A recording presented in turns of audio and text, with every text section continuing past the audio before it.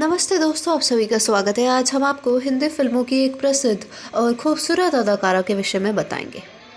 उन्होंने 8 साल की उम्र में बेबी सोनिया नाम से अभिनय शुरू किया था। बाल कलाकार के रूप में उनकी पहली भूमिका 1966 में सूरज के साथ आई थी।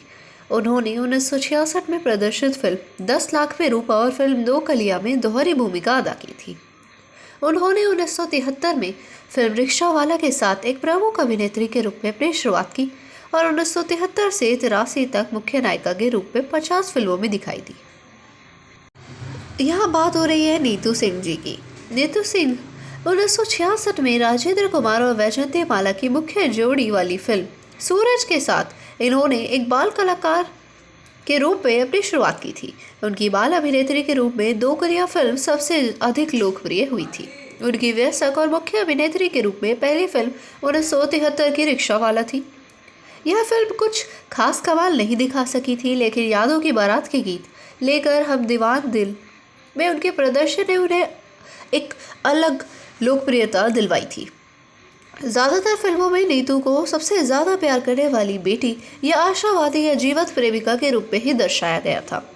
नीतू सिंह ने अपने प्रेमी और अपने पति यानी कि ऋषि कपूर के साथ 12 फिल्मों में एक साथ काम किया है और इनकी 12 फिल्में और इन दोनों की केमिस्ट्री को, इनकी ऑन स्क्रीन केमिस्ट्री को दर्शकों ने बेहद पसंद किया था और इन दोनों को अपना ये साथ इतना पसंद आ गया। जब इतनी सारी फिल्में इन्होंने एक साथ की तो ये हमेशा जीवन भर एक दूसरे के साथ बिताना चाहने लगे, इसलिए ही दोनों ने कम उम्र में ही एक दूसरे से शादी कर ली थी।